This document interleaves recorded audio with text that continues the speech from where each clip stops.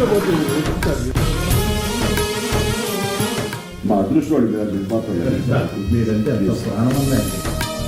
ఇంత తీపి జ్ఞాపకాన్ని మా అందరికి ఇచ్చిన దత్తు గారికి ఒక మంచి జ్ఞాపిక ఇవ్వాలి, గుర్తుగా ఇవ్వాలని చెప్పేసి రామారావు గారు కృష్ణుడి వేషంలో ఉండి పాంచజన్యాన్ని ఊరుతున్నది ఆయన బ్యానర్ వైజయంతి దాన్ని ఆయన చేతికి అందేవాళ్ళు ఎందుకు అనిపించింది, అది దేవుడి బొమ్మలు చెక్కినటువంటి మంచి బాగా ఇది ఉండే శంఖం. అది నేటి నుంచి వచ్చిన స్పందన చూస్తుంటే అంతా ఇంత కాదు సార్.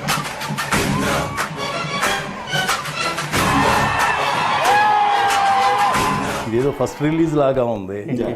కరెక్ట్. అప్పుడు పెద్దవాళ్ళు చూశారు, వాళ్ళ పిల్లలు మా నాన్న ఇందిర చాలా బాగుంటుందని చెప్పారు, బట్ ఇంతకంటే బ్రహ్మాండంగా ఉంది ఇందిర. వీరశంకర్ రెడ్డి అనగానే ఒక ట్రాలీ చేసాం. వీరశంకర్ రెడ్డి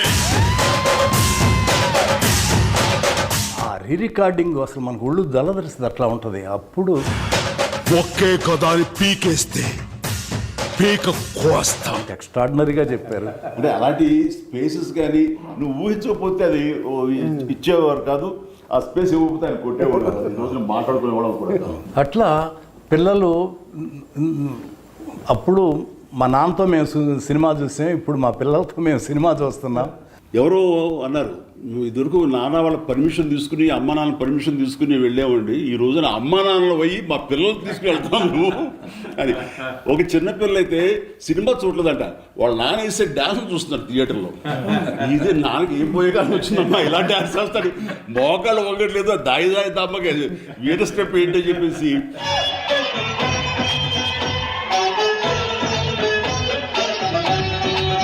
సినిమా అంతా ఒక ఎత్తు అయితే ఆ ఒక స్టెప్ ఒక ఎత్తు అనుకునేవాడిని. వర్షం పాట, వర్షం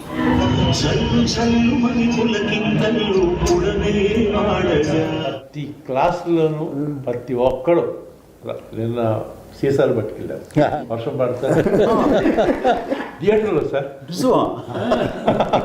తడిపిస్తున్నారా?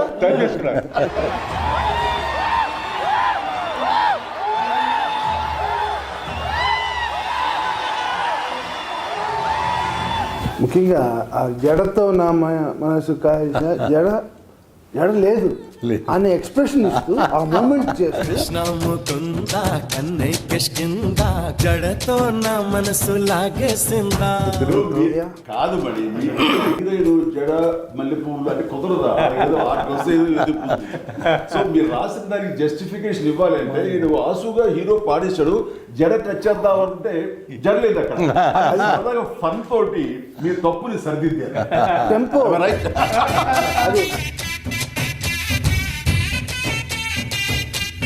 నాకు మరీ అన్న బంబంబోలే సాంగ్లో నేను నిన్న ఎక్కడ ఇంటర్వ్యూ చెప్తాను, నేను కూడా చిన్న డ్యాన్స్ మూమెంట్ డాన్స్ చేశాడా ఏంటంటే అన్న, మీరు ఆ టీషర్ట్ ఈ మధ్యలో పెట్టుకొని ఇలా ఇలా పెట్టుకొని ఇలా ఇలా ఇలా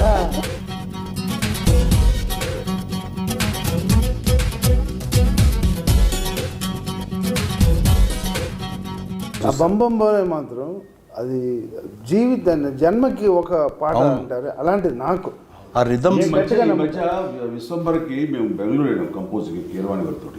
వెళ్ళిన తర్వాత ఒక భక్తి సాంగ్ ఏదో కావాల్సి వస్తే బంబంబోలి లాంటి సౌండింగ్, బంబంబోలి లాంటి ఒక వైబ్రెంట్ సౌండింగ్ తోటి కావాలని విశ్వంబర్ డైరెక్టర్ బై నిసిస్టర్ పట్టుబట్టి ఇస్తానయా నీకు అని కీరవాణి గారు చతుర్థం ఇచ్చారు. రాము అది చూడబోతున్నాం. మనకి సౌత్కి హిందీ మార్కెట్ గేట్ ఓపెన్ చేసిన సినిమా ఈ ఇంద్ర ద టైగర్ అనే పేరుతోటి. అది ఎక్స్ట్రా ఒక మనకి ఇన్కమ్ అయిపోయింది తెలుగు సినిమాలకి. దానికి నాంది పలికింది ఇంద్ర ద టైగర్.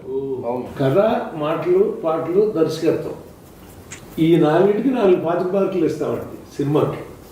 కానీ ఈ మీ దగ్గరికి వచ్చేసరికి ఇవి మేము సగం అయితే మాకు సగం అంతే అంతే. మీ గురించి ఒక మాట చెప్తా.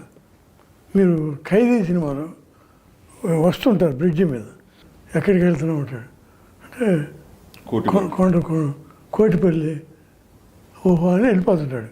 కానీ మీరు షిఫ్ట్ అవుతారు, ఏంటి కొండపల్లి అక్కడికి వెళ్తున్నాడు అంటే మనసు మార్చుకున్నాం.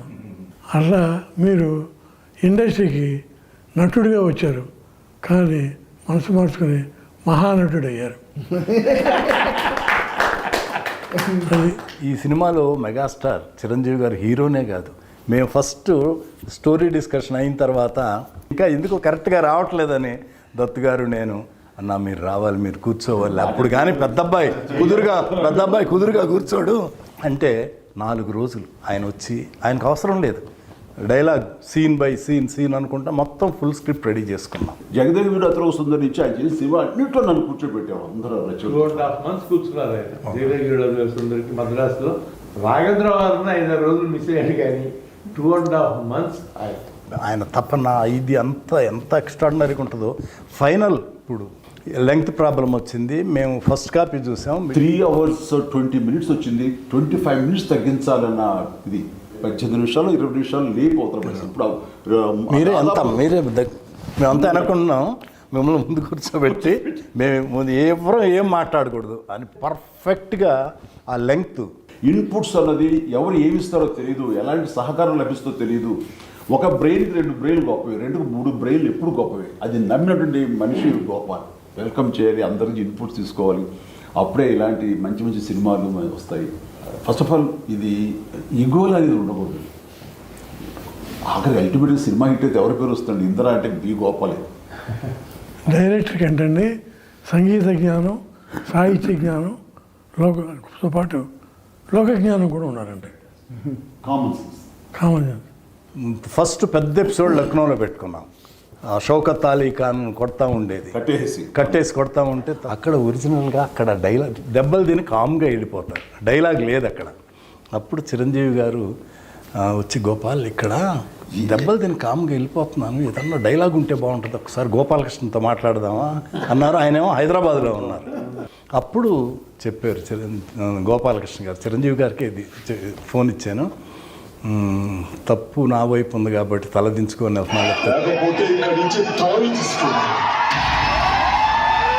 ఆ డైలాగు లేకపోతే ఆ సీను గొప్పగా ఉండదు. నాకేంటంటే ఏదైనా సరే ఇది రాఘవేంద్రరావు గారిని నేను నేర్చుకున్నది. ఎలాగంటే రాఘవేంద్రరావు గారు ఏదో సినిమాలో మంచి దొంగ సినిమాలో మోహన్ బాబు అలా పైన చూస్తుంటే నేను కింద నుంచి వెళ్ళాలి. అయిన తర్వాత ఫ్రేమ్ పెడుతుంటే ఆయనకి ఎక్కట్లేదు, ఎందుకంటే నేను డౌన్లో ఉండి హీరో ఆడాడు, మోహన్ బాబు క్యారెక్టర్ పైన ఉంటుంది. ఆయనకి నచ్చలేదు. బాబాయ్ నువ్వు అలా 2-3 స్టెప్స్ ఎక్కి వస్తుంది తను కిందకి దిగి వస్తాను, ఎందుకు అట్లా ఇల్లాజికల్గా ఉంటుంది కదంటే, బాబాయ్ నా హీరో ఎప్పుడు టాప్, హీరోది పై చేయిగా ఉండాలి, తగ్గడానికి వీలేదు. ఓ జనం అది ఎక్స్పెక్ట్ చేస్తారా, మాస్ అలా ఉంటుందని నేను అక్కడ ఒక లెసన్ నేర్చుకున్నాను. చిరంజీవి గారి ఎంత తపన పడిపోతారో మా టెక్నీషియన్స్ చూసుకోవటం కూడా అంత బ్రహ్మాండంగా చూసుకుంటారు. చిరంజీవి గారు, సొనాలి బింద్రే వీళ్ళందరూ పెళ్ళి వీళ్ళని ఇంటికి వస్తారు తాంబూలాలు తీసుకొని. ఆ సీన్ ఏదో కరెక్ట్గా రావట్లా. ఈయనేమో వీళ్ళిద్దరు షిరిడి వెళ్ళాలంటే చిరంజీవి గారు చూడండి, గోపాలకృష్ణ గారు కొంచెం మీరు క్యాన్సిల్ చేసుకొని ఈ సీన్ బాగా చేసి వెళ్ళొచ్చు కదంటే ఆగి ఆ సీన్ ఎక్స్ట్రాడినరీగా రాశారు. దానికి చిరంజీవి గారు వెంటనే ఒక బ్రహ్మాండమైన సెల్ ఫోన్, అప్పట్లో కాస్ట్లీ సెల్ ఫోన్, అప్పట్లోనే నాకు తెలిసి 60,000 70,000 ఎంత ఎక్కువ చాలా అవుతుంది, అది తీసుకొచ్చి వెంటనే సాయంత్రానికి గిఫ్ట్ ఇచ్చారు. ఆ సీన్ యాక్ట్ చేశాడు. అసలు ఎట్లుంటుంది, డ్యాన్సులు ఎంత అద్భుతంగా చేస్తారో. ఆ కండవ వేసి కుర్చీ లాగి దగ్గర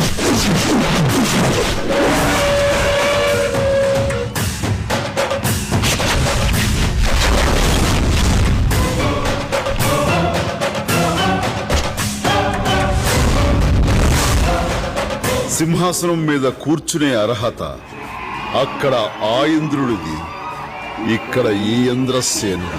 ఎంత బ్రహ్మాండంగా చెప్పారు ఆ డైలాగ్. ఆ సీన్ అన్నా నేను మిడ్ నైట్ 12ంటికి ఇప్పుడు ఎడిటింగ్ చేశా. దత్తు గారు ఒక చోట ఉండగా వచ్చారు, 12 o'clock వచ్చారు. చూపెట్టి గోపాల్ ఎక్స్ట్రాడినరీగా ఉంది, గోపాల్ బ్రహ్మాండంగా ఉంది ఈ సీను అని వెంటనే 12:30కి చిరంజీవి గారికి ఫోన్ చేశారు. ఫోన్ చేస్తే వదినమ్మ సురేఖ్ గారు ఫోన్ తీశారు.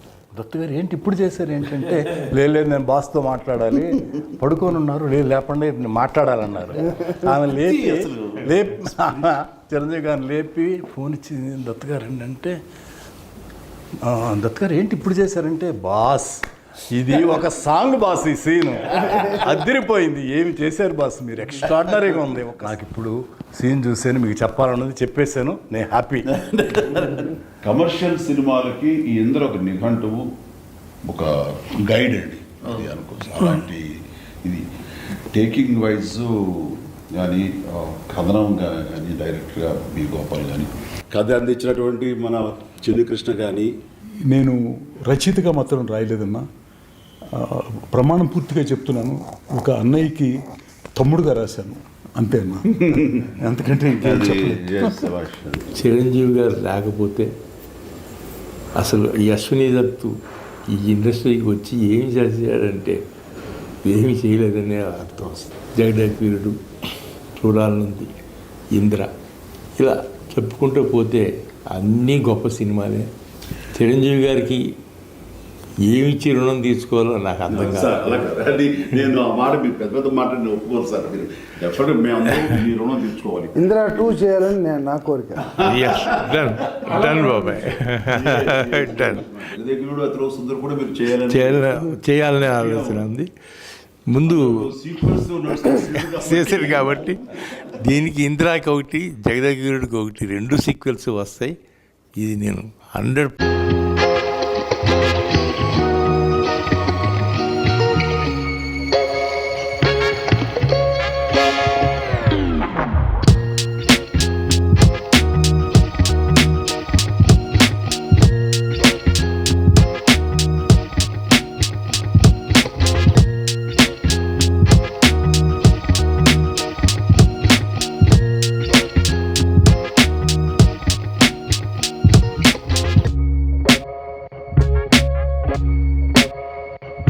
కూడుకున్న వ్యాధి అనే అపోహ నుండి బయటపడదాం. ఇప్పుడు సామాన్యులకు సైతం అందుబాటులో అంతర్జాతీయ వైద్య సేవలను అతి తక్కువ ఖర్చుతో అందిస్తోంది మన Mahatma Gandhi cancer hospital and research institute, MVP colony, Visakhapatnam.